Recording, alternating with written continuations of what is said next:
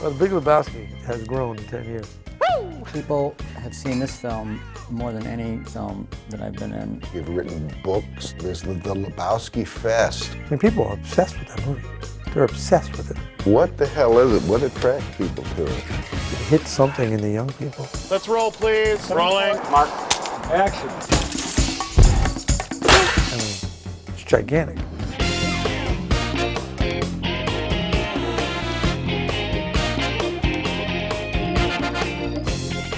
This movie was released after Fargo, and you know, Fargo was very successful, and I think the critics didn't know what to make of this when it was released.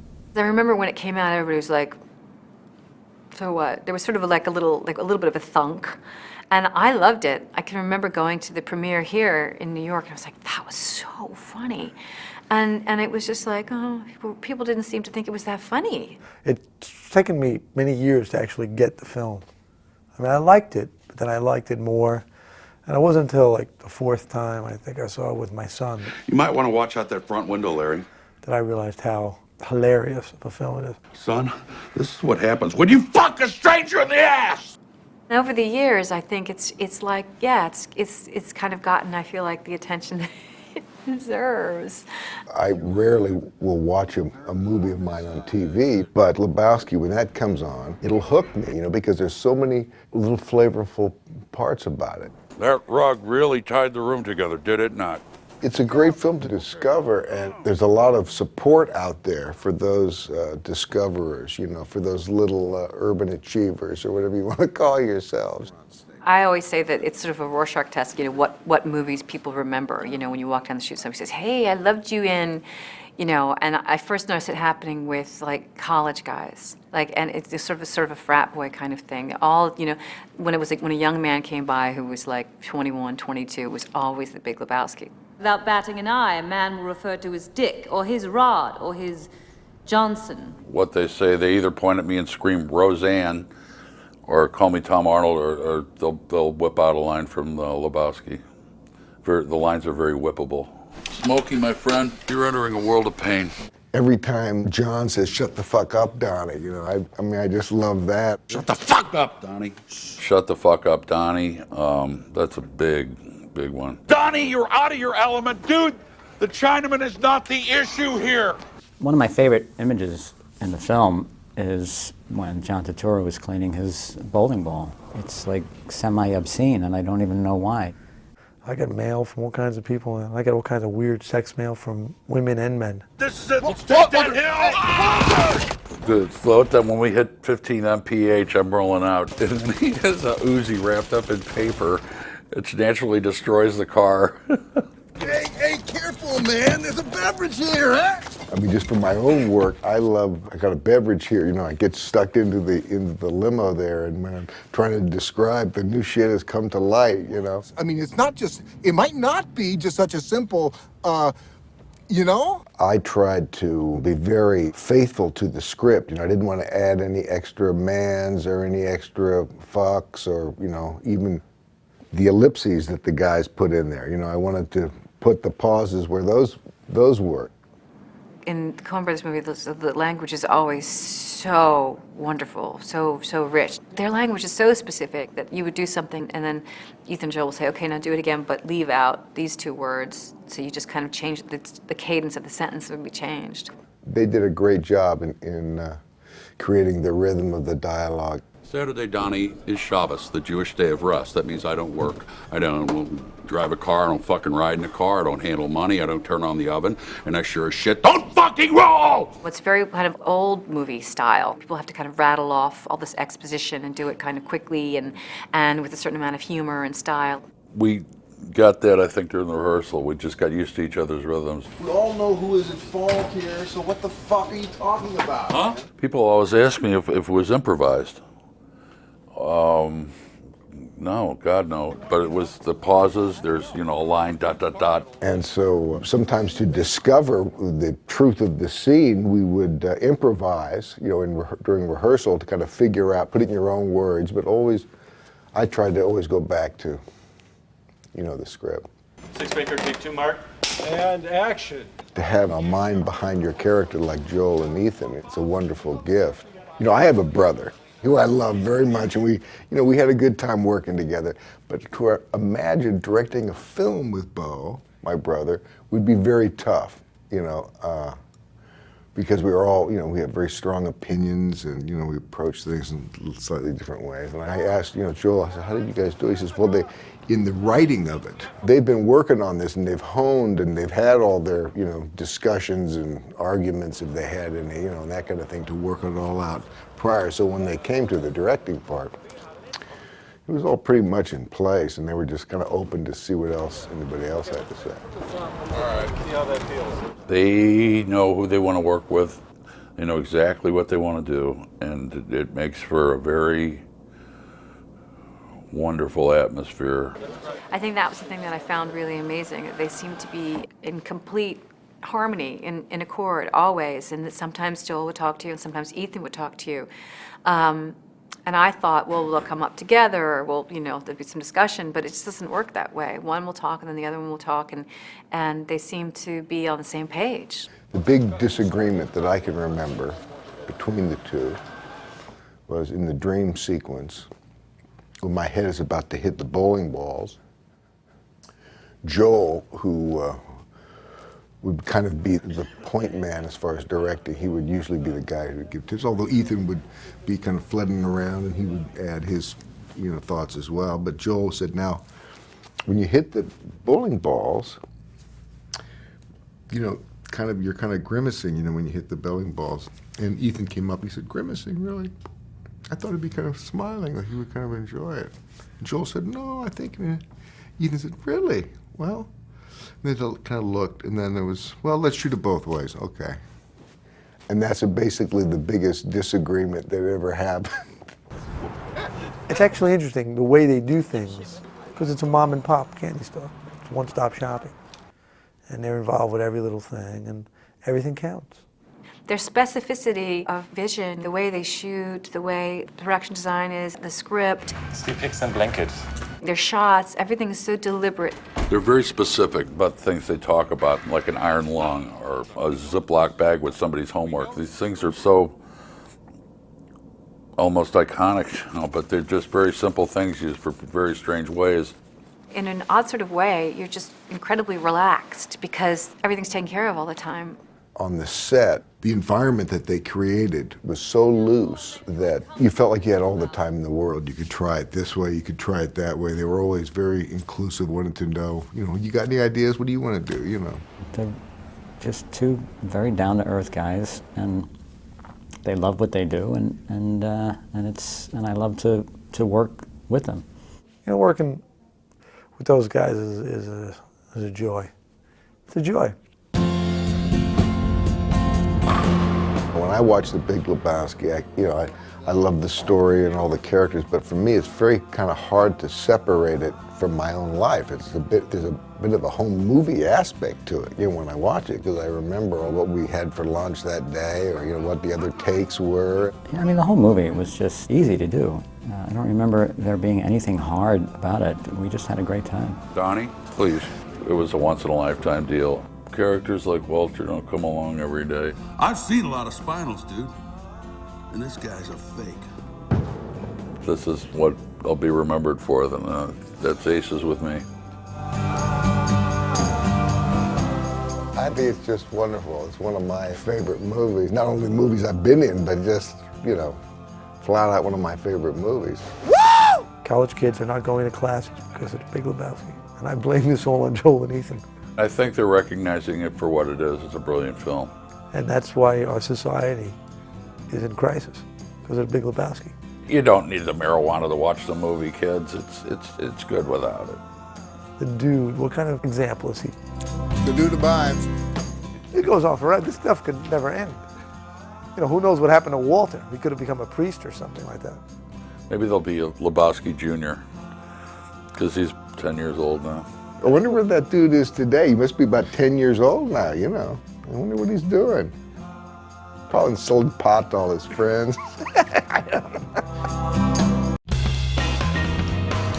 I have a friend who's a Zen master who called me up the other day and he said, Jeff, I wanted to talk to you about something. I said, okay. He says, as you probably know, among a lot of the Buddhists, the dude is considered a Zen master. And I said, what are you talking about? He goes, oh yeah, of course. I said, I don't understand what he says. He says, oh yeah, the Lebowski's riddled with Zen koans, but in a modern context. But he says, oh yeah, the Coen brothers must have had that. I say, we never mentioned Zen. Fucking A. I think the guy who kind of likes to let just one moment fall into the next, you know. Doesn't have too many, doesn't plan it out too much, you know. Yeah, fuck it, man. Can't be worried about that shit. Life goes on, man. My wife and I had a theory, you know, of what it is about this film is that I think everybody wants to be the dude, you know. We just love him so much, and you know, what a wonderful way to go through life. I approach most characters that I do in a similar way, whether it's the costume or different personality traits or whatever. I always look into my own kit bag and see what I might have that might apply to the guy. But to be faithful to the words, you're able to create that difference that helps you separate yourself from the character. I am not Mr. Lebowski. You're Mr. Lebowski. I'm the dude. So that's what you call me, you know? That or his dudeness or duder or, you know, El Duderino if you're not into the whole brevity thing. It was a major disappointment to me that Jeff Bridges didn't win an Academy Award for that performance because I think it's genius. I mean, it really, really is. When you think about all the lines, you remember him saying how he said it, what he was doing. That's fucking interesting, man. That's fucking interesting. It was fun coming to work, you know. There's an aspect of acting that's a lot like pretending when you were a kid, you know, like, come on, let's pretend, you know, you do this, you be this guy, I'll be this guy. And that's what it was like. It was coming to work every morning and playing with, you know, the coolest kids, you know, and you had all the cool outfits. You know, it was fun. Walter's an amazing guy. I think he fancies himself like at a hunting club with a bunch of old warriors sitting around with smoking jackets and a dunce cap. I'm finishing my coffee. I still got my army coat, my vest, and he had the mandatory California cargo shorts on, and the headband. There's something sad about a fat middle-aged guy wearing a headband. Ah, fuck it, dude. Let's go bowling. Ethan told me about it before they had it written, and he's just describing the character to me, and I was sold from Jump Street. They said they knew guys. It was Walter's based on about 4 people. One of the things I love about the dude and Walter in that they're very opposite, but they seem to, that's all right, that's fine, and they respect each other in their differences. Just take it easy, man. I'm perfectly calm, dude. Yeah, waving the fucking gun around? Calmer than you are. You just take it easy. Calmer than you are. I never really knew how long they'd known each other or how they met or anything like that. None of that really went into it. For me, anyway, I was having too much fun to do research. You don't have ransom without a hostage. That's what ransom is. Those are the fucking rules. For as big of a load as he is and a fat mouth, he just very tenderly, I think, cares for Donnie, and he was protecting him from these bullies, and that's what they were. Are these guys gonna hurt us, Walter? No, Donnie. These men are cowards. And that's what they were to Walter with his thousands of year history of Jewish repression. I fuck you! You can't really see it that much, but he did get stabbed in the side. He took a sword for Donnie, and then poor little guy has a heart attack. That is my favorite screen death. People compliment me on the wood chipper scene in Fargo, but I don't feel connected to it because I wasn't there. This death, I was actually there, and I loved the eulogy that Walter gives. The dude wanted to send him off right, and Walter just never checked which way the wind was blowing. He was one of us. He was a man who loved the outdoors. Then you learn that Donnie is in fact a surfer. As a surfer, he explored the beaches of Southern California from La Jolla to Leo Carrillo and up to Pismo. It's the only time it's mentioned, and I love that about this guy. And And he is a mystery. You don't really learn that much about him. Mark it, dude. What I think is interesting about Steve's performance in the movie, though, is that he's so good that you can actually watch him in a lot of the scenes exclusively when there's a 3-shot, and the whole scene kind of plays out on his face, even though he doesn't have anything to say. Donnie loves these guys, and I think they love him, but he gets on Walter's nerves. What's starting league play? Life does not stop and start at your convenience, you miserable piece of shit. It's all the script. That's where I start on anything I do. They posted the next round for the tournament. Once I'm in the costume of the character, that for me is a lot of it. I don't even think there's one shirt that has his name on it. He is sort of in his own world. What was so great about the whole movie is that everybody's in their own universe, and the worlds kind of collide. I don't know that Maud is in anybody else's world. She's in Maud's world. I love in those scenes with Julianne and Jeff, but then David Thewlis is in there. You don't know why. He's just there and he's giggling. Maud's this rich girl with a very affected voice. I mean, people said, like, what accent we're using? I'm like, no, it's not an accent, it's an affectation. You know, she should have this acquired sound that she thinks is interesting, that's sort of East Coasty. There's sort of this bohemian sort of aristocratic contrast thing going. My art has been commended as being strongly vaginal, which bothers some men. The word itself makes some men uncomfortable. Vagina. The naked flying and all of that kind of stuff. It was to be as provocative as possible. I mean, that's what Maud kind of was about provocation. Do you like sex, Mr. Lebowski?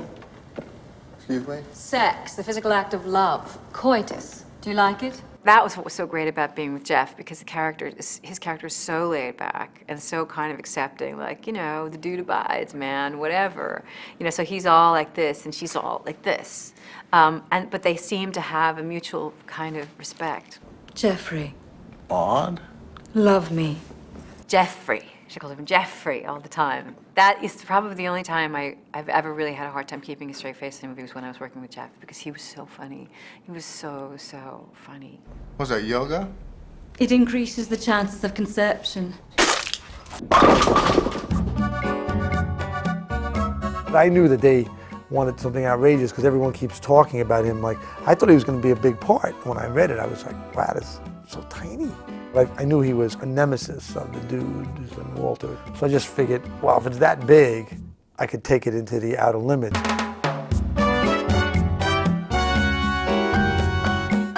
I happened to be very thin at the time, and I had the idea with it. I said, well, let me grow a goatee, because I thought that would be in the hairnet. They had the Jesus. Could I have a nail that could go with my jumpsuit? And I showed it to Joel and Ethan. They thought it was really funny. So I added a lot of stuff on the day, the shining, the licking, the dancing, all that stuff. And Joel and Ethan would do it for me, like, before I shot it. People don't realize that. They like to imagine how you're going to do it. And Joel and Ethan would be acting it out for me all the time with the whole click thing. Click, man. I was like, I was laughing with their, you know. You pull any of your crazy shit with us, you flash a piece out on the lanes, I'll take it away from you and stick it up your ass and pull the fucking trigger till it goes click.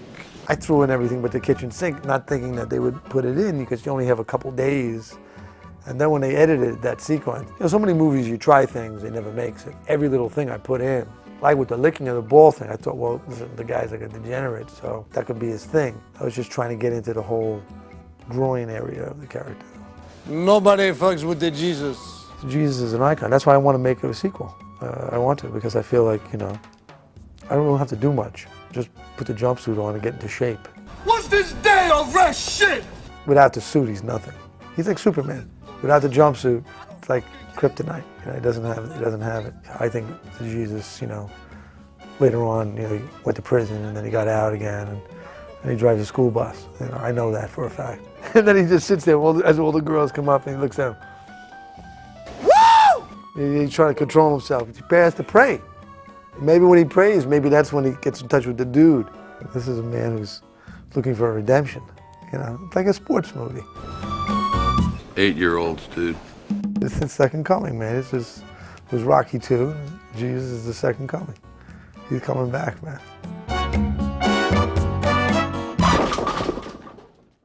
Where's the money, Lebowski?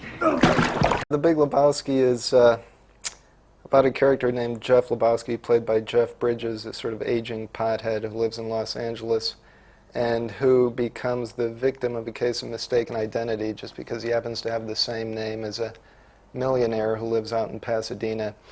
By virtue of that, he's thrust into this intrigue surrounding a kidnapping involving the millionaire's wife. The Big Lebowski started really with us thinking about a friend of ours in Los Angeles who the character that Jeff Bridges plays is sort of loosely based on. This is a guy who we've known for about 15 years who actually does call himself the Dude. And it was sort of imagining him in sort of the context of a Chandler kind of a story that got us started on the script.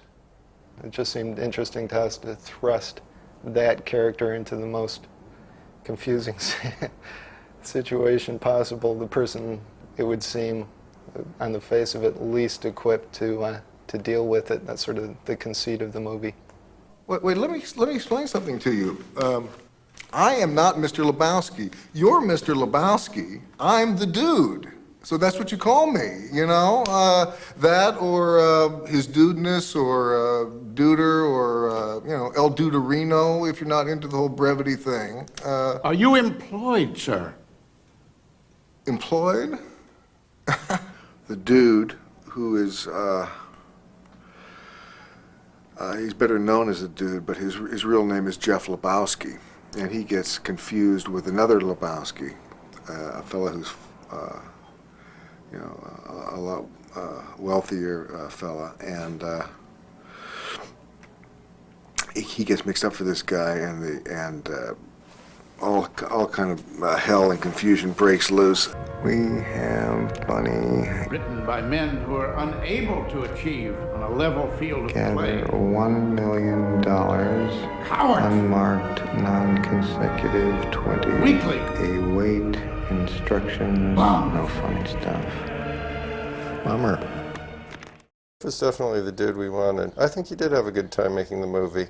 He got to eat whatever he wanted. Yeah.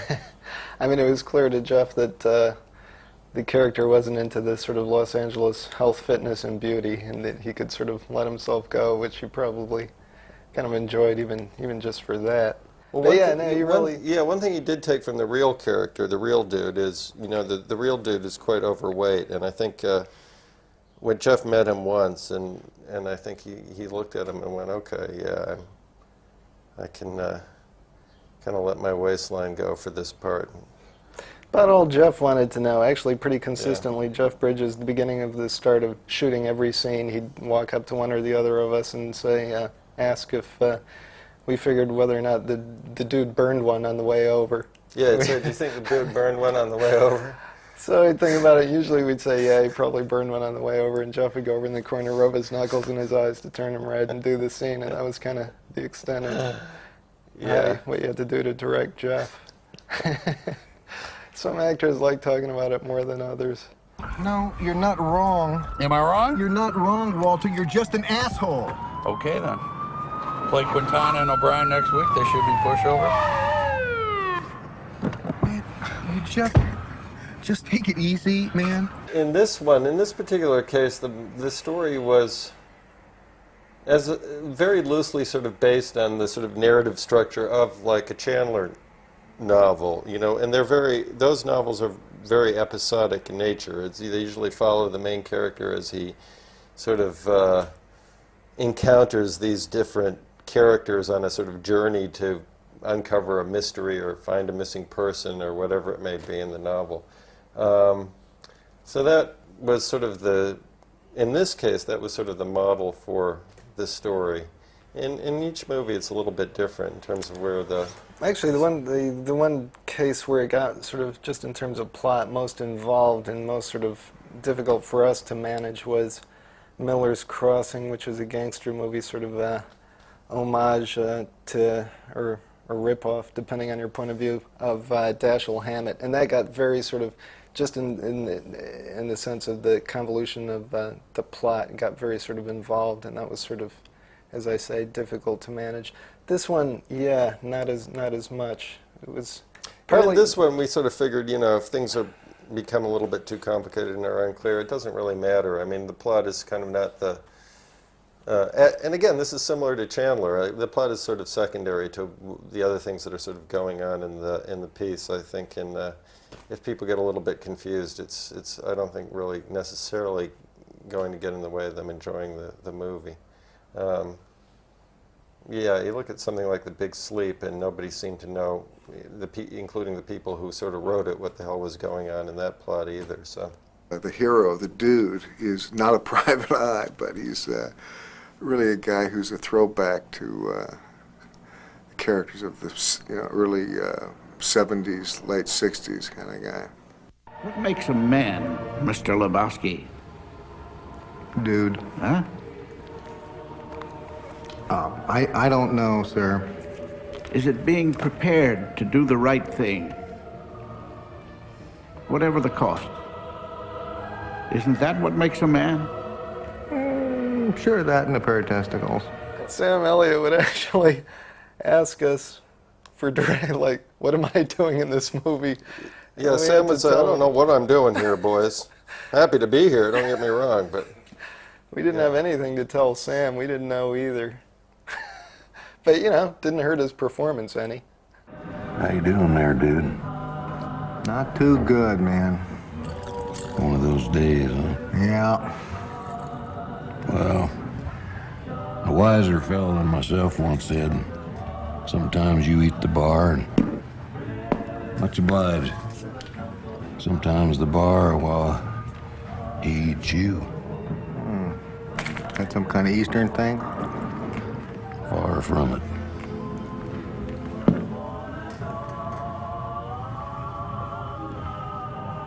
I like your style, dude. We really wrote that part for Sam because we like his voice. You know, he's got that really, I mean, he really can hit that lower register. I'll say he's got that really big mustache, so when you're cutting the movie, you can, like, move his lines around, cheat him into his mouth, wherever. You know, you can never see his lips. It's a good thing about working with Sam Elliott.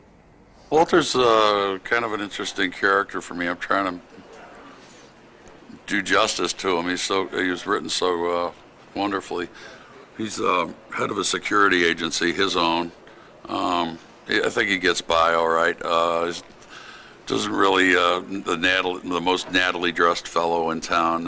He's got his own agenda. He's got an army background, and that's his career, is reminding people of his service in Vietnam. I think he means well, but he is a little oafish. That wasn't her toe, dude. Whose toe was it, Walter? Should I know? I do know that nothing about it indicates. Yeah, the nail polish, Walter. Fine, dude. As if it's impossible to get some nail polish applied to someone else's toe. Someone else? Where the... Are they going to get... You want a toe? I can get you a toe. Believe me. There are ways, dude. You don't want to know about it, believe me. Yeah, but Walter... Hell, I can get you a toe by 3 o'clock this afternoon with nail polish. Yeah, we wrote the Walter part for John, who, I guess this is the third movie we've done with him. Well, actually, as we wrote the part that Turturro plays for Turturro and the part that Steve Buscemi plays for Steve, so those parts were essentially written for those actors. Were you listening to the dude's story, Donnie? Walter... Were you listening to the dude's story? I was bowling. So you have no frame of reference here, Donnie. You're like a child who wanders in the middle of a movie and wants to know... Walter, what's the point, man? There's no reason. Here's my point, dude. There's no fucking reason why these... Yeah, Walter, what's your point? Huh? Walter, what is the point? Look, we all know who is at fault here. We saw John Turturro play an Hispanic character to play at the Public Theater about... must be about 11 or 12 years ago. And ever since then, we've wanted to write something for him where he plays an Hispanic character. And this just seemed like the sort of right opportunity for it, you know. I mean, and then, you know, to really give him something to sink his teeth into, we made him a child molester. But I think it's really, it's a pretty vivid characterization given the amount of screen time he has, don't you think? Yeah, yeah. John goes to the core of things.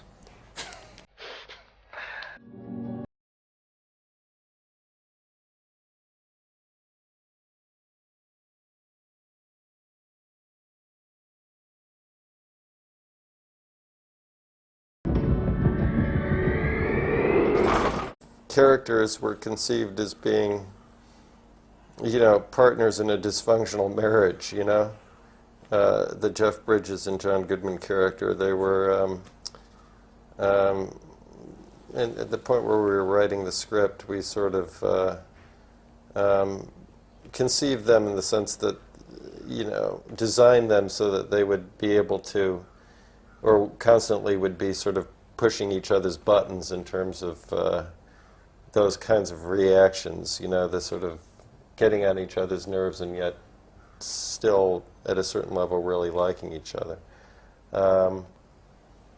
One of the things that Jeff, I think, it's interesting because one of the things that Jeff sort of came to while we were rehearsing before we started shooting was he sort of conceived the character appropriately as being very sort of mellow and laid back, and yet in practically every scene in the movie, he ends up exploding because of what Walter is doing or saying or making happen.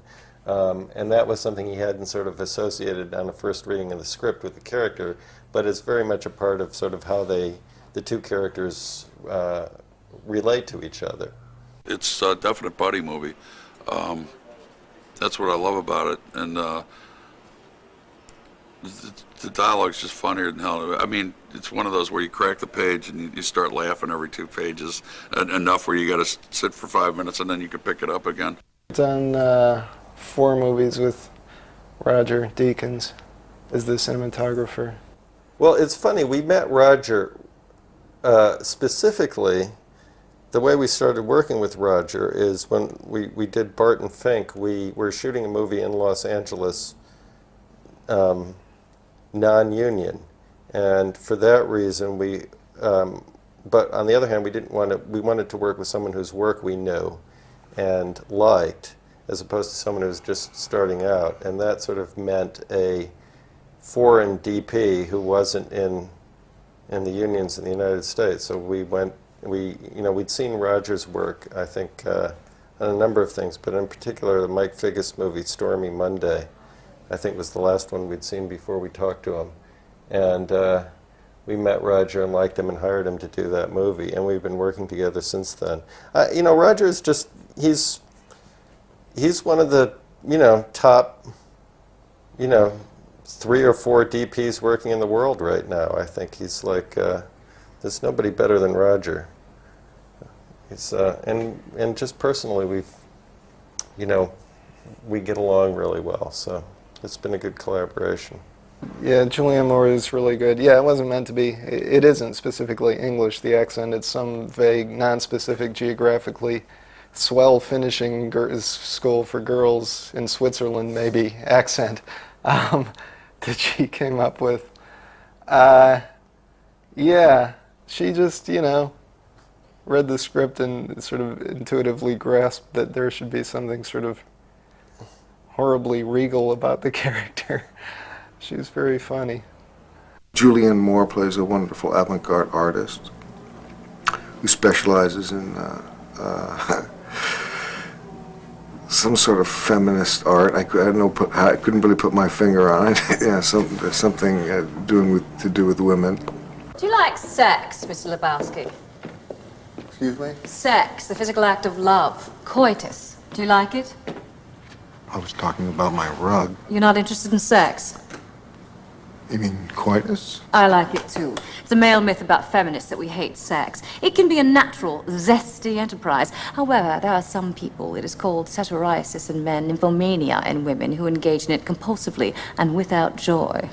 Oh, no. Oh, yes, Mr. Lebowski. Well, movies always get weird reactions, like some journalists we talk to say, well, so how'd you come up with the story? You just like sit around and smoke a lot of pot?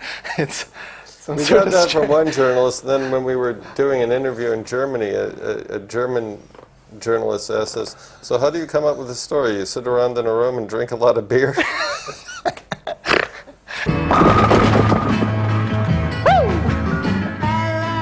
I'm throwing rocks tonight. Steve doesn't say much in the movie. Well, we thought it would be interesting after, he plays sort of a motor mouth in Fargo. He never really shuts up. And so we thought it would be interesting to sort of go the other way in this movie in terms of the character that we wrote for him. Somebody pointed out to us recently that he's been in the past 5 movies of ours and we've killed him in each one. Yeah, I don't know I don't know why. In progressively more gruesome ways, too, actually. Well, not that his death in this one is particularly gruesome, not to reveal too much, but his remains seem to get smaller and smaller in each of our movies. I don't know what we'll do next. No, don't do that. Not on the rug, man. The carpet, it's interesting. We just got a call from Floor Coverings Weekly, a magazine to the trade, about floor coverings, that wanted to do a story on the Big Lebowski because catalyst for the story was the floor covering. So we did a really long, we were so excited about being in Floor Covering Weekly that we did a really long interview with the woman. She was really taken aback. It was the one time we talked to a journalist where they were anxious to get off the phone and were just humoring us as we nattered on about the carpet and all the other floor coverings in the movie. And she promised to send us a copy of the magazine, but it hasn't materialized yet. Yeah, it's hard to believe that there's actually a weekly about floor covering. Yeah, how much is there to say? It's, and you would think, by virtue of that, she would be interested in a lot of material about the about the movie. We even offered to pose for, if she'd do a cover, pose for a cover picture, the two of us in front of the Persian carpet, which Jeff Bridges' character appropriates, and she was sort of polite but declined. Then we started getting suspicious that maybe the whole thing had been a hoax, and she wasn't actually a legitimate representative from Floor Covering Weekly, but some journalist who'd been turned down for an interview in another context. But yeah, it is true that the movie does, the sort of catalyst for the plot, the whole sort of beginning of the movie has to do with a rug being soiled in a sort of very particular way. And the main character's sort of journey through the movie is an attempt to sort of get redress for his soiled rug. That also was loosely taken from real life. One of the characters that the movie was based on used to have a rug that he would go, I think, salvaged out of the trash from somewhere, that he would go on and on about how it tied the room together in his little apartment. So, yeah, the rug became a very important element. Yeah, then it just sort of seemed to take off. Actually, literally. I mean, we got into the whole, sort of flying carpet thief of Baghdad thing, his one of his pothead hallucinations. We gave the script to Joel Silver, the producer, who gave us a really interesting note, which we actually ignored but maybe shouldn't have. He said that the movie should have ended with him getting his rug back, or some mention of the rug, which would have been a nice resolution, but he never did do it. We thought we could do many of those shots practically, the shots where we don't see Jeff full figure sort of floating between the girl's legs in the bowling alley. But actually, human body is such that Jeff's shoulders are just a little too broad, and the girls, though they were cast to be tall, were just not tall enough, so that Jeff couldn't actually fit between their legs. They had to be shot in separate passes. There was a pass of the camera tracking past the girl's legs, and then a shot of Jeff floating over the, being propelled over the bowling alley, and they had to be composited in a computer with Jeff shrunk very slightly so that he could indeed sort of plausibly pass between their legs but not look like not shrunk to the extent that you'd notice. But yeah, all the shots in those shots of Jeff with the dancing girls in the Busby Berkeley sequence are composited in a computer. So they were shot separately. The shots where the camera actually goes through the legs were shot were shot practically on a stage, just with a camera on. Well, we did it two ways. We had a little a skateboard, essentially, that the camera sat on, that was sent down with a motor on it, and the camera was, you could sent down between their legs, and it was controlled by an operator with a joystick. It's similar to a device that we used in the bowling alley, where we would chase the bowling balls down the bowling lane. This little motorized skateboard with a camera on it could get up to about 20 miles an hour and chase these bowling balls down the lane. Well, you know, another convention of the private eye movies, I mean Raymond Chandler stories, but again, private eye movies generally is at some point the private eye gets slugged or gets slipped the Mickey fin or whatever and goes into some sort of delirium or hallucination that's sort of certainly a hallmark of the movies and in many of the novels that movies are based on as well. So in that respect, it was sort of, we had license to do it by virtue of the genre, but also it seemed like we had a special license to do that sort of splashy thing by virtue of the characters being a heavy drug user. So, you know, it just it lets you do things that are sort of a departure from the rest of the movie and do make, in a sense, come out of nowhere, sort of stylistically not like the rest of the movie.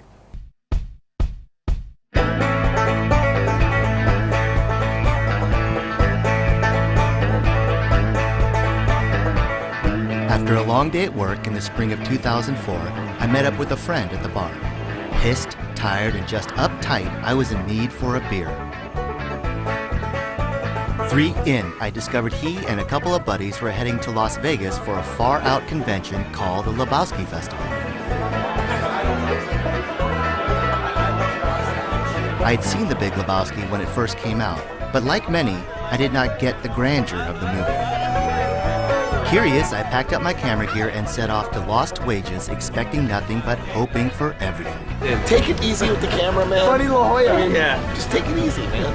You name me one movie that has so many lessons of life in it. Nothing is close to this movie. So you know we're the only 4 people in the world who really had a big following for this movie. Guy went overseas. I know this is the story. And the guy, he was sitting in a bar in the UK. And he was kind of venting to the bartender, as people do. And he turned to the bartender and he goes, "Friends like these, man." And then the bartender kind of looked up and his eyes kind of sprouted and they're like, "Friends like these," and they began to quote Lebowski quotes all night.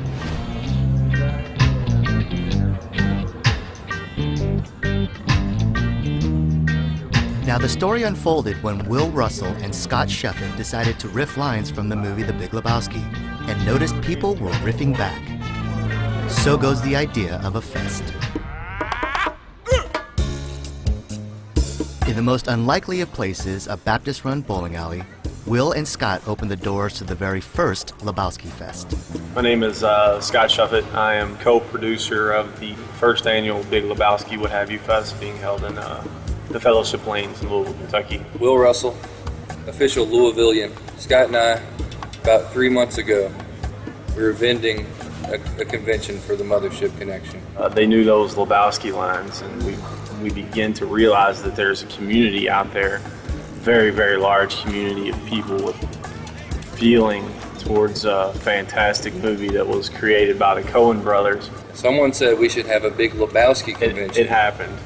And then it was like, it just bam, bam. I was like, next thing you know, we're taking notes. The bowling alley that we picked was the Fellowship Lanes, which was a Baptist-run bowling alley. They had a big sign at the door when we walked in and said no cussing. They also allowed no drinking.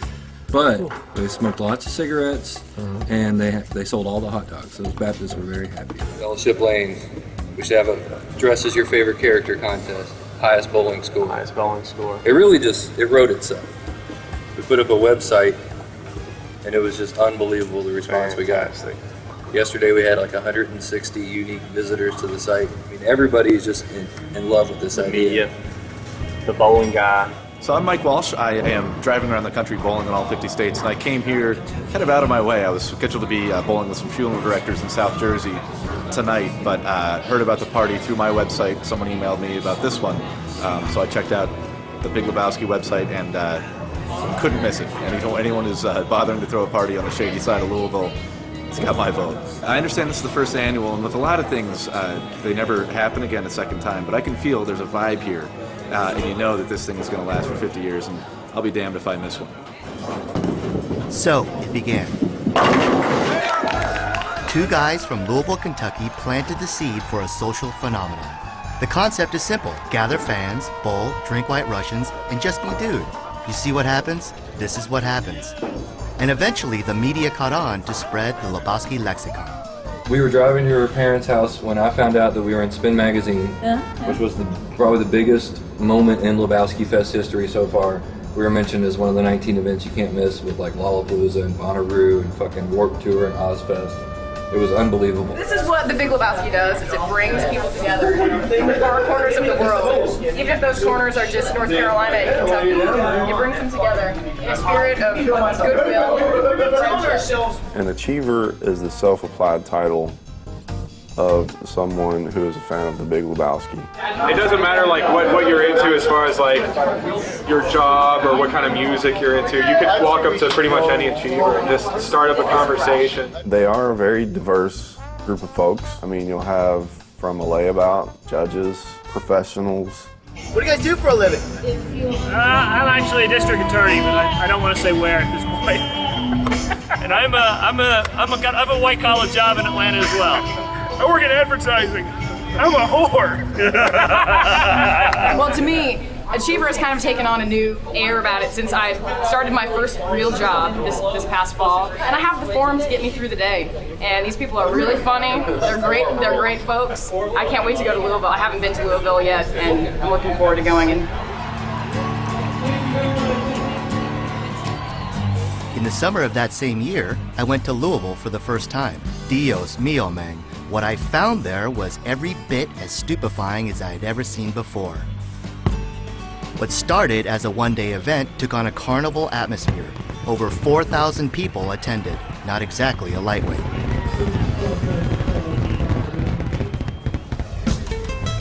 Some of the local achievers took me across the river to their private residence in Indiana, and their friendliness was overwhelming. My name's Andy Shaney. I post to the forum with all the other fellow achievers here. At my house in Indiana, it's the cookout, the forum cookout before the movie. And there's plenty of burgers, there's plenty of beer, and thanks to our other fellow achievers, there's plenty of White Russians to have. It's a good time, and there's dogs to play with. The best way I've always been able to put Lebowski Fest is, imagine the best party you've ever gone to, and then double it. And I think last night is a perfect example of that. Just a group of people getting together, things getting, pretty, what could be considered out of hand, but it's still just like a good time. Everyone's really friendly with each other. Our troubles are fucking over, and then we're going to the movie. It's a way of life. A year later, the festival came to my hometown, Los Angeles, the city of angels. Jeff the Dude Dowd, who was the inspiration for the character The Dude, made an appearance, along with some of the other actors from the movie. If you ask me, this whole thing is about friendship, new friends, and forever going on friendship. My name's Jerry Haliva. I'm in the dream sequence, and so I'm trying to convey Saddam as if he's working at this bowling alley. They said, how about coming to the Lebowski Fest in Los Angeles? And I said, great. I had not been familiar with the Lebowski Fest, and then I was invited to come down to the one in Lakewood a year or so ago. I'm sort of driving along, and I see all these people. I've described it to people as clearly the only place I've ever gone where I felt like a rock star. And it dawned on me, because I could see these guys with bathrobes on and flip-flops. And it wasn't about, again, that I played Saddam in the movies. It was that I was Saddam in the Big Lebowski. So I thought, they're going to jump on the car, they're going to swamp me. That group of people, everybody knew who I was. Well, everybody was just the opposite of what I thought. My friend, he lives in Portland. He was like, I tell people I'm from Kentucky, and they're like, oh, that's where Lebowski Fest is from. And I'm like, fucking A. That is what I'm talking about. Putting Louisville on the map as the home of Lebowski Fest instead of some backwoods kind of hick thing, We're ready to throw some rocks, knock some pins, maybe harass a few 8-year-olds. Let's see what happens. Let's see what happens. Saddam! Bring the Seattle 7, too. Hey, Saddam, Seattle 7, come over. Tim! There he is. We found our party.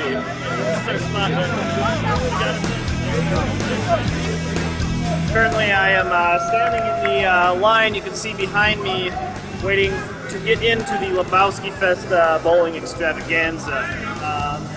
The line is currently very long, indicating that it is obviously the most popular part of the festival. I am currently dressed as Saddam Hussein, which has a very small part in the movie and hands out the bowling shoes during a dream sequence to the dude. The mustache I am wearing is made of real human hair, which I did not realize until after I purchased it. It's also made in Korea, so yeah, I just don't want to think of where this hair has come from. And it's applied to spirit gum, so I really shouldn't smoke anything, because I will burn. When released in 1998, The Big Lebowski did not fill many seats, but that was then. Years later, the movie found its audience and became a cult sensation, to use the parlance of our time. To my amazement, the costumes begin to take on a cerebral element, delving into the minds of the characters from the movie. Last year I went as the Walrus, and that is from the scene where Donnie mistakenly takes the quote by Lennon as being by John Lennon, so he keeps saying, I am the Walrus, I am the Walrus. So I came as a Walrus. It's getting hard to find a good costume. Everything's been done, so you gotta really try hard to find a good costume. Why did you dress up like Sandy Koufax? Because Walter says in the movie that he's damn right he's Jewish. 3,000 years of beautiful tradition from Moses to Sandy Koufax. So you had to be the span of Moses to Sandy Koufax. And Brian's also one of his buddies died face down in the mud. So we represent Walter's subconscious. Well, I was inspired by the Lebowski Fest West. I saw a girl dressed up as the Toad. And I thought, well, if you could be the Toad, you could be anything in the movie. Who's in the movie more than Jeff? The Caucasian. So here we are. You can't have a Lebowski Fest without the Caucasian. After years of filming, I discovered the Achievers embraced me as one of their own. Without even realizing it, I had a character to play in this whole scene. The Chinaman with the camera. Excuse me, Camera American. Only one documentarian, and that documentarian's name is Eddie. There's so many bullshit documentaries going on. Johnny come lately wannabe motherfucker. They don't got the fucking street credit of the one and only real Lebowski Fest documentary. You guys ever hear of the Seattle 7? That's the dude and 6 other guys. We traveled all the way from Seattle. Seattle 7 right there. It started out as a fucking Vietnam protest, but then it just turned into a fucking bowling team now. It's bigger. It's bigger. It's bigger. We just drink oat sodas and White Russians. You just get her done.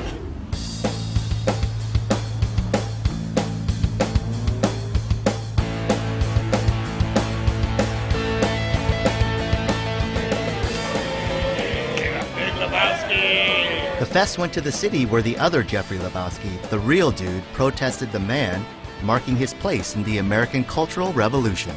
When I was first asked to go to what was the second Lebowski Festival in Louisville, I was very surprised. I mean, really surprised by what I saw. What you saw there, which was really great, was all these people gathering together and making new friends.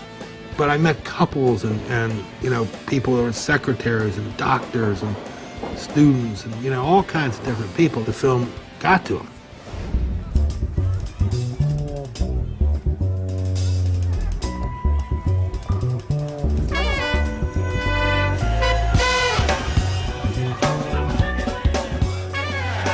I realize now that the fest is more than just a celebration of the movie.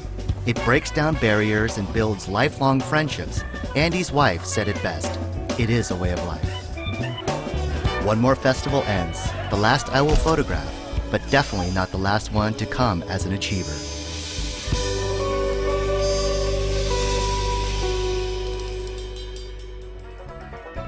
These fuckers behind the camera, they're married. They have kids, and they're trying to get some kind of shit on us. This is some all right?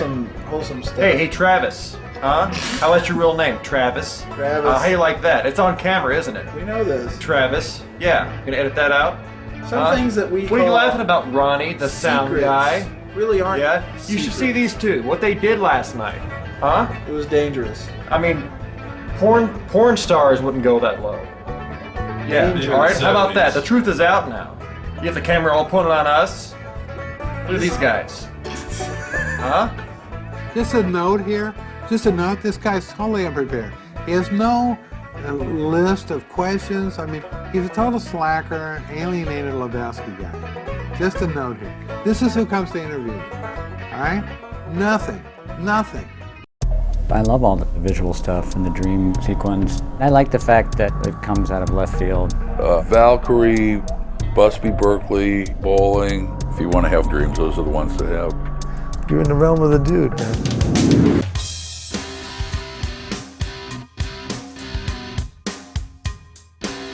There are 2 dream sequences in the movie. It's an excuse to do something different visually and make a little splash tonally. This one has... We call them Kafka breaks.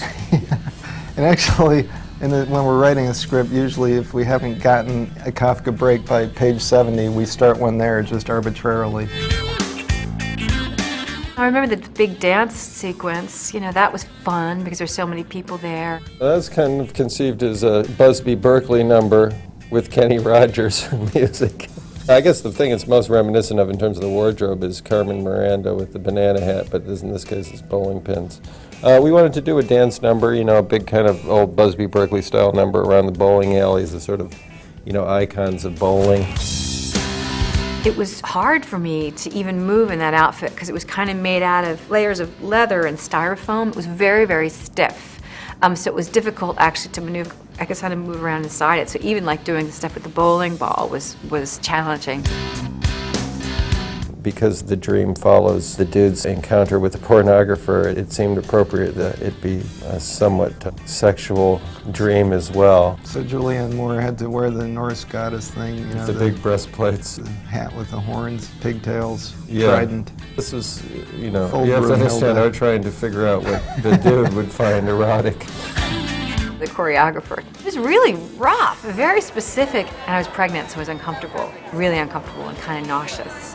And I looked at Joel and Ethan, and they were like, don't worry about it. You know, I mean, that was what was funny. They were like, it's fine. She wanted more mobility in my body, and I'm like, I can't move in my outfit. I love dancing, so it was a ball. You know, generally I don't like to have visitors on the set when I'm working because I'm kind of concentrated and I feel like I've got to be a host. But I do like to have my family come to work and see what I'm doing too. So I decided, well, this is like a pretty good day for my young daughters and my wife to come. It's a dance number, it'd be kind of fun. And then as I'm getting ready for the scene, I say, oh my God, I just realized what I have to shoot today. I am going to be sailing under all of these women's legs, looking up at their crotches. And I've invited my wife and my daughters. What an interesting thing to do. You know, why did I do that? So to lighten the moment up, I decided I'm going to take some photographs of this. So I have this funny kind of camera that I use. So I go up to the head, bowling pin Corinne, we called him. I said, this is a good photo op. Do you mind if I take a picture? And she said, oh, by all means, dude. So I get on my little skateboard, be pulled under their legs, got my camera, and I said, okay, and look up. And I look up at this lady's vagina, I guess you would say, and there's just a jungle of pubic hair coming out of her outfit. I mean, it's just immense. And just before I kind of register that, I'm pulled, and the next one has even a bigger jungle, and they're all jungled out as I'm, you know, pulling at this tufts of hair. What they did, thank God, my wife knew about it, you know. They went to the makeup man and they had, you know, all this crepe hair, you know, shoved into their tights for the dude's benefit. So they pulled it on the old dude, but that was fun. I enjoyed that.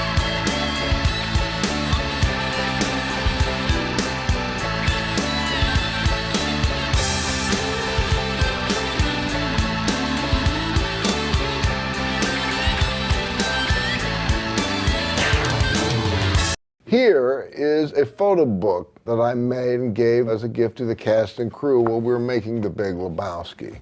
This is a photo book made with a wide lux camera, which is kind of unique. It's a panning still camera, and it gives you photographs kind of like this. There's a lot of information on there, you know. That's probably about the actual frame of the wide lux. One of the things I like about it is that you see the beautiful actress, dancer, Viking, Julianne Moore here. And at the same time, you're able to see her dancing partners. Some are taking breaks. This is the dream sequence. She's really beautiful there, I think, don't you? Especially like her bowling balls. Here's another shot of Julianne and the bowling pin Corinnes, we call them. Here is a picture of Jack Keller, the dude's landlord. This is also I used this photograph as the cover of my album called Be Here Soon. It's available on iTunes. Here we are at, what the hell is the name of that restaurant? It's in Santa Monica. It's a wonderful delicatessen, the Broadway Deli. And this is my first meeting with Joel and Ethan. And I asked them, do you mind if I take your picture? And you can see Joel is there. Looks a little concerned. But if you look closely, you can see all the miniature Santa stockings. It was Christmas time that are in the background there. And Jeff Dowd, who is a model that Joel and Ethan used for the dude, he's there joining us. Now here is our first read-through. And at this time, you can see a drawing here. And what it says there is, who is the Big Lebowski? Maybe that's a sign that they left on there after they had cast David. But there's David Huddleston there. It was great working with him. We'd worked together in a movie called Bad Company years before.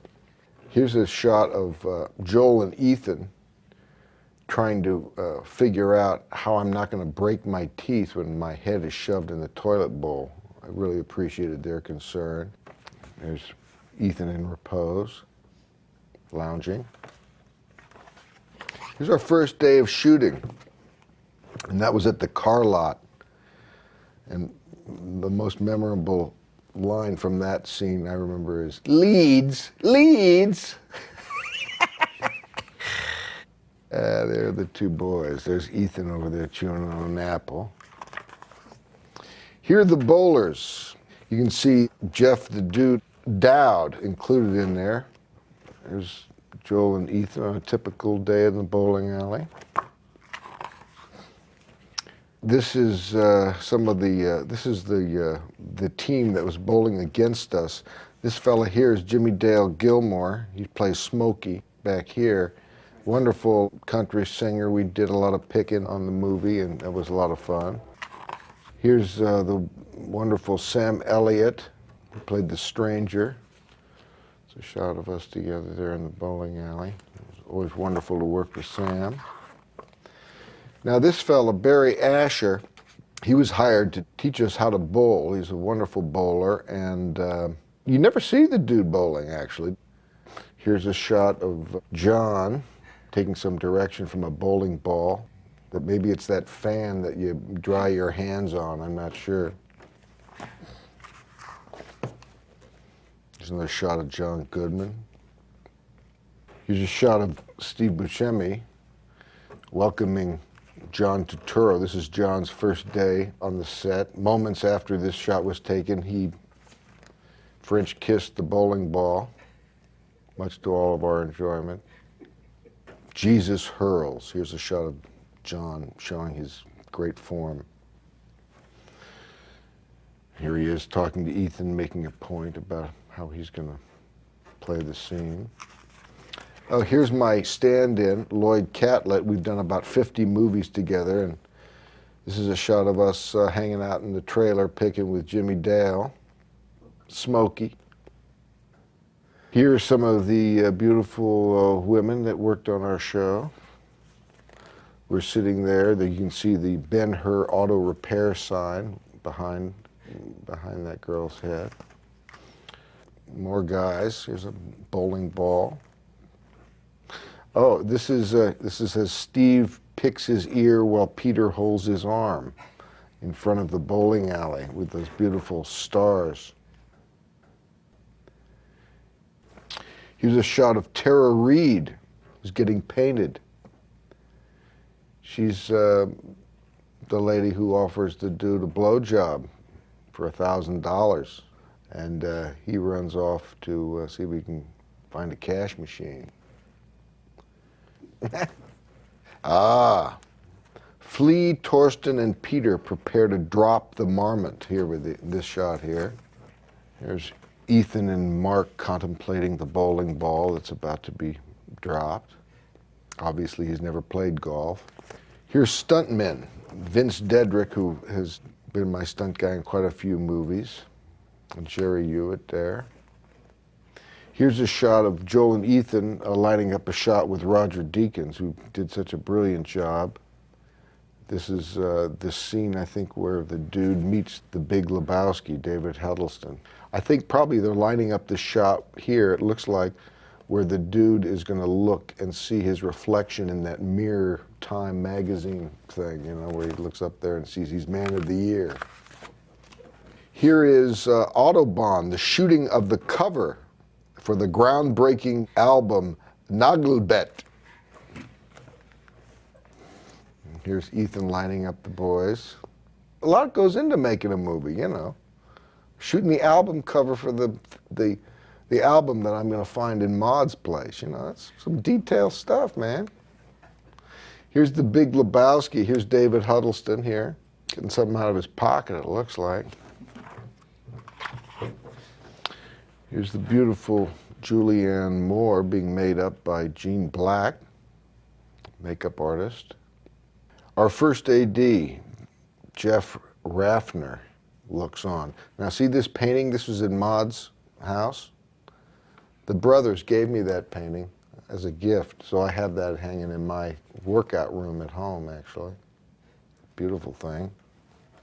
Here's another shot of Lloyd Catlett, my stand-in. I brought he's hanging in for me here. This was our 32nd movie at the time.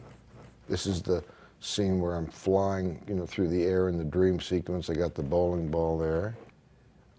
This is a picture. It's a weird picture. It's not very good, but I wanted to include it because it would remind me of the moment. Peter Chesney supervises the fitting of my body cast, and it's very small. You can see me in the mirror here holding the camera. They made a whole cast of my body to support me while I'm flying through the air, and that's how they did that. So that's me getting this cast made. Here's Joel in the set where Arthur Digby Sellers is in his iron lung. There he is. Beautiful set design through the whole movie.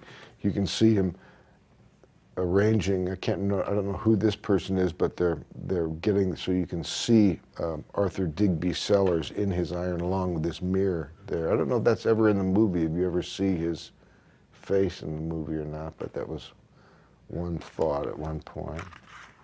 Here's Daniel Currit painting Ben Gazzara, who played Jackie Treehorn. Wonderful job. I loved working with Ben. Always admired his work. Here's makeup guys, Daniel and Eddie Henriquez here. Done a lot of movies together. Here John spits Peter's ear into the sky. This is when Walter bites off this guy's ear, spits it into the sky. Here, this shot is Joel and Ethan enjoy Peter's ear being reloaded into John's mouth. We had to do this scene several times. Ben-Hur auto repair sign is well lit in the back. Very detailed. The Coen brothers, you know, one of the things that makes their movies so entertaining, I think, for me, is their attention to detail. You know, they're really into all those little deals. Here's a shot of John Polito, who played DeFino, the private dick. It says here, DeFino is searching for Bunny. She's been kidnapped. He's holding up photographs of her parents' farm in Moorhead, Minnesota, not far away from Fargo, North Dakota, where my wife, Sue, was raised. It's not unusual that a Coen Brothers film involves kidnapping. You notice a lot of their films involve kidnapping. Here's a shot of Jeff the Dude Dowd and me Jeff the Dude Bridges. Mr. Dowd was a role model for my character, Jeff the Dude Lebowski. Here he is captured on film visiting the set, giving us his blessing. Oh, here's a shot of the Big Lebowski being hurled to the floor. Here's in the next page, Ethan directed as well. Sometimes people don't think that Ethan gets in there to direct, but here he is seen attempting to experience what Bugsy, Walter's dog, might be feeling in the scene. That looks like a setup thing, but no, he actually did that. There's no tongue in any of the cheeks in this shot. They're all serious men at work. Look how serious all of the guys are there. Roger Deakins looks very serious, slightly impatient, but he's putting up with the director's needs. Here's something I like to do with this camera. This is a good example of it. I have quite a few actors photographed like this in the classic Greek tragedia, commedia masks. Here's Philip Seymour Hoffman, and that's all on one negative. And because of the nature of the shutter on my camera, which actually pans, I can include a double image like this on one negative. Here's a shot over here of David Huddleston doing the same tragedy and comedy. Here's a shot of T-Bone Burnett looking into his own mouth. T-Bone's an old friend. I met him on Heaven's Gate, and we've been friends ever since. And it was very exciting for me to learn that he was going to be the music supervisor on Lebowski, and it's a wonderful album, as those of you who have it know. Got some great songs in The Big Lebowski. Here's another comedy tragedy of David Thewlis, The Laughing Man. Very good face. Oh, here's a picture of Jack Keller. This is one of my favorite scenes, is his wonderful dance performance. We go to his dance recital, and here he is discussing with Bill and Jackie Landrum his very emotional performance, it says. Here's Jack. This is his very emotional performance. And here we have me, the dude, and the girls of my dream. I somehow worked my way into their dressing room here and got a picture of that, and putting on their bowling pin hats. I scored one of those. I have a bowling pin hat, actually. My girls enjoy wearing that on Halloween. Oh, there they are now. This is my wife, Sue, and my daughters, Iz, Hay, and Jess. They visit the set and don bowling pin hats. And Mary Zofries here and Pam, her assistant, are dressing the bowling pin Corinnes, putting their helmets on. Here's Bill and Jackie, our choreographers. They're choreographing the dance. A Busby Berkeley type bowling pin flower is executed here. Bowling pin Corinnes, take 5. Those hats were kind of a pain in the ass, I think. You know, there they are, just chilling out. And here's me and my girls. God, look at that picture. You know, that's the thing about kids. They really let you know how fast everything goes by. They're all in their mid-20s now. Look at them. They're just like little girls. My God. Andy pulls focus on Maud and the Corinnes. This shot here, you can see this guy. He's very dimly lit, but that's one of the most critical jobs making movies, is the focus puller. You know, you can be doing all kinds of great work, and the film comes back and it's out of focus. It's no good, you know. So these guys don't get heralded too much. Here's a shot that's very much like the cover. Maud as bowling Valkyrie goddess. And the thing I like about this photograph, I don't know if you can see it here on this side, both of the sides, you can see these girls lying down. Can you see that? And then you pan on the other side and you can see them lying down on the other side. They're taking 5 while Julianne's working out her moves. Oh, Julianne Moore, she's such a beauty. Oh, here's an interesting shot. And what happened here, I'll just read the copy of the thing. It says, as part of the dream sequence, the dude was required to glide between the legs of the bowling pin Corinnes and look up their skirts. To ease the tension, I asked if I could take a picture of this event. A Corinne winked and said, by all means, dude, here is the picture right here. As I looked up, I found each pubic patch more ornate than the next. They had stuffed huge clumps of crepe hair in their leotards. We all had a good laugh. This is me walking to the place. Here's a shot of Julianne without her horns on. Here's Joel demonstrating the proper way to hold a trident. Here is my manager and dear friend Neil Koningsberg visiting the set, and in the background you can see these disembodied legs here. This was used for one of the shots. It's kind of a bizarre image. Here we have another shot of the bowling pin Corinnes resting between shots. Here's the shot of the brothers. This was the day where we cast Donnie's ashes to the wind. Here's another shot of that spot. And this is a shot of the bowling alley with a little tweaking on each edge. You know, as the camera pans like this, you know, it's a very forgiving camera. You can hold it, you can take a shot at 1/15 of a second, which is kind of tough with normal still cameras. And with this particular camera, 1/15 of a second is about this long. So you have that much time to jack with the image, you know. So now on this image, you can see I moved the camera a little here, stayed still for this one, and then moved it a little bit on that side, and that's how you get that effect. And that is my photographic book from The Big Lebowski.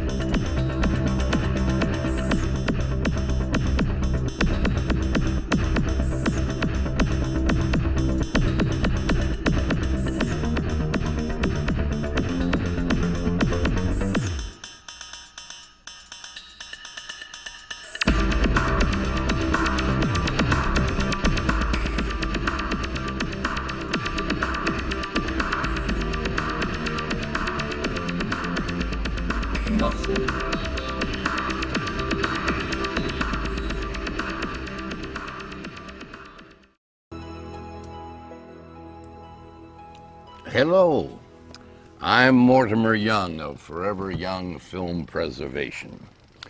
First, I want to thank all of you who sent cards and letters expressing concern after our plant explosion outside of Wilmington, Delaware, June of last year.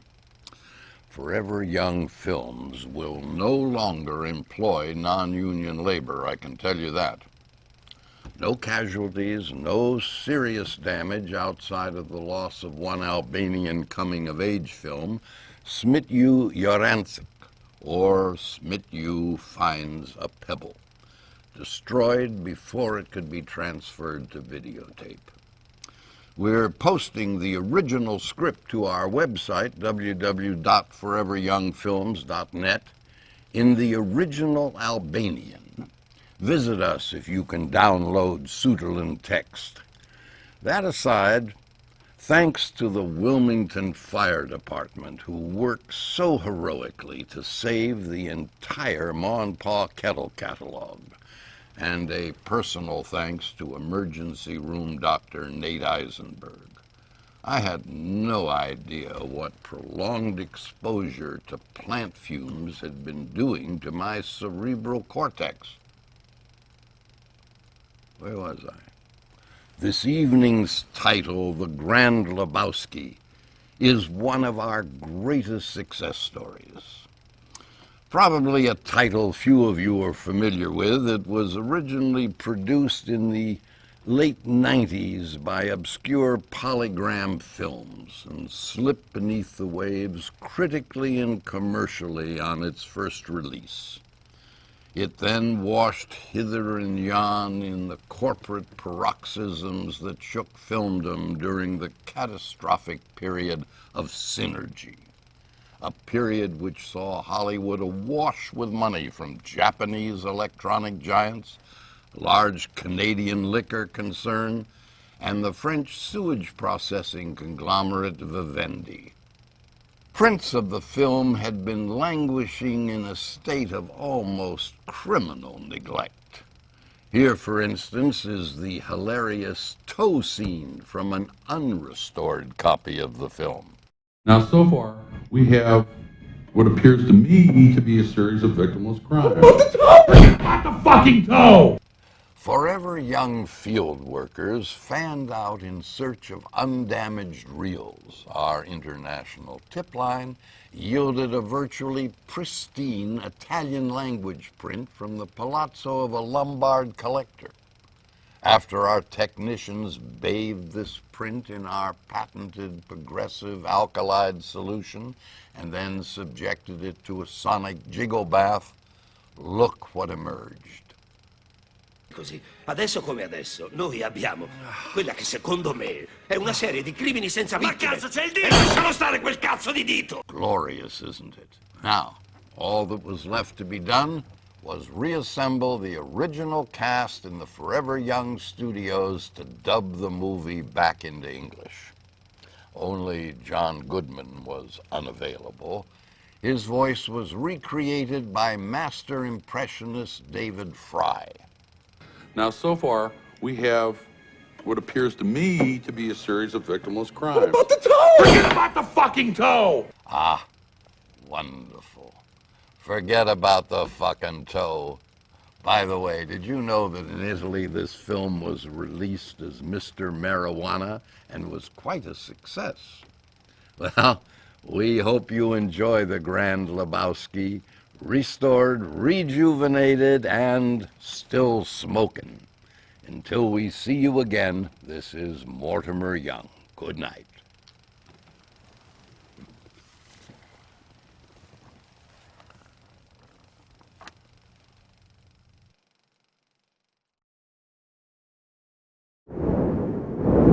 Even though we can't play it for you here, this is known as the Credence Crash. The dude has just finished his medical exam, driving up Cahuenga Boulevard in Hollywood, and makes a left onto La Mirada Avenue, heading towards Vine Street, when he drops his roach, spills his beer, and crashes into that dumpster. Now all the houses on the south side are fenced off, and as with the fate of Hollywood stars' lanes, a school has been built, the second Lebowski location to befall that fate. Walter may not roll on Shabbos, but he works in this Santa Monica Boulevard mini mall, worldwide headquarters of Sobchak Security, where the dude picks up Walter to help with the drop with his brown paper wrapped Uzi and undie-filled ringer. What the hell is this? My dirty undies, dude. The whites. This strip mall is just a few blocks away from where the Hollywood Stars lanes used to stand, in a very seedy area of Hollywood. Ironically, there is a Benito's taco stand in this mini mall as well, but not the same one seen in the opening shot of the film. That bowling alley's gone. I think they tore it down right after we were done with it. Shortly after production wrapped, tragically, the Hollywood Stars lanes at 5227 Santa Monica Boulevard was demolished to make room for this elementary school. The bowling alley parking lot was used for the fight sequences with the nihilists, and sadly, the final insult to the dude's car. Well, they finally did it. They killed my fucking car. From now on, future little achievers will begin their education on this hallowed ground.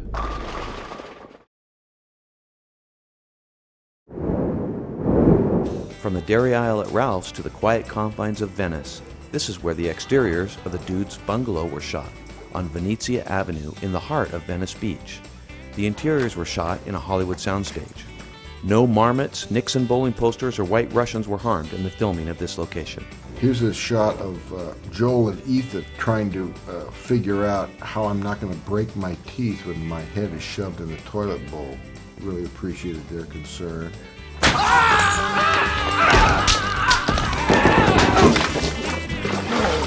Where's the money, Lebowski?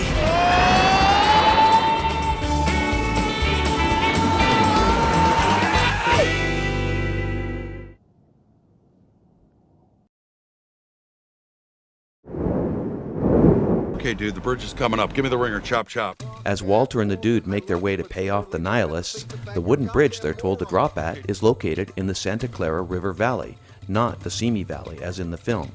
Located just off Highway 126 at Torrey Road at the Santa Clara River in Piru, which is just outside of Fillmore. The bridge is not actually wooden. Planks were laid over it to give it its look. Unfortunately, the dude's car didn't fare as well as the dude, Walter, and the motorcycle-bound nihilists.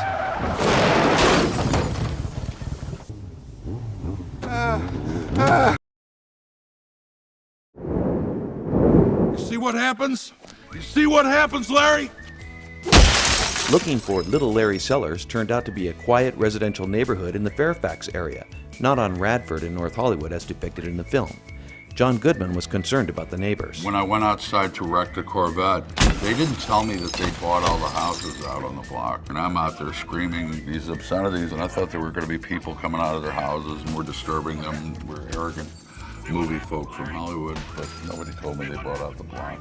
The Corvette owner got revenge. Unfortunately, it was on the dude's car. Oh, hey, that's not his head! You fucking turd! Still no answer on how Little Larry's homework wound up in the dude's car. Is this your homework, Larry?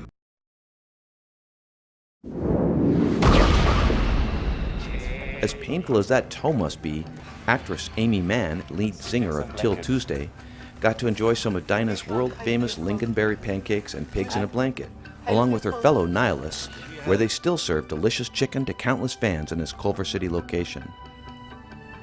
This is the booth they all sat at, and the owner of the restaurant told us that they didn't even close for business while these shots were being filmed.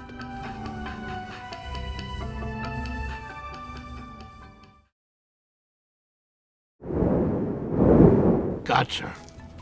I will not abide another toe.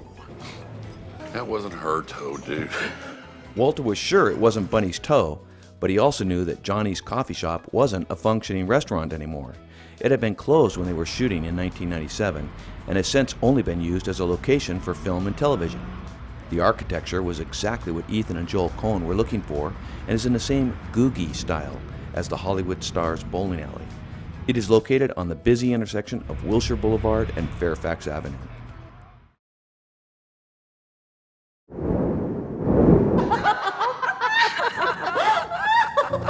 The dude winds up in downtown LA at the Palace Theater, where they filmed Maud Lebowski's art studio and loft.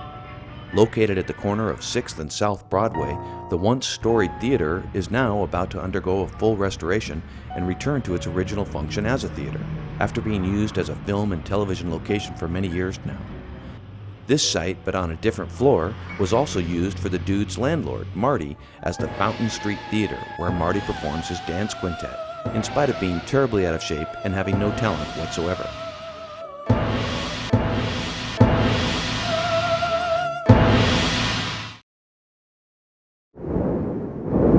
Welcome to North Kenmore Avenue, the Hollywood street that looks up to the Hollywood sign, where John Turturro's Jesus had to walk to tell the neighbors that he was a pederast. In the shadows of Griffith Park and the famous and now restored observatory, this street is just down the road from the Hollywood Stars bowling alley and captured Ethan and Joel Coen's attention with its classic craftsman homes and tall palm trees. That creep can roll, man. Yeah, but he's a pervert, dude. Yeah. Donnie was a good bowler and a good man.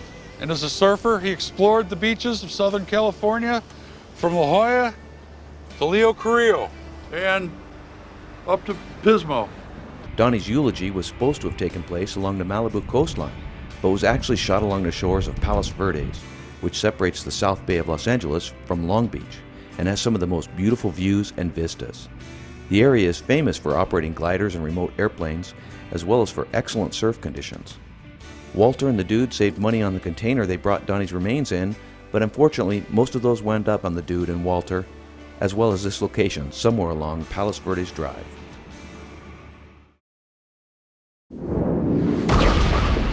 Man, come on. I had a rough night and I hate the fucking Eagles, man.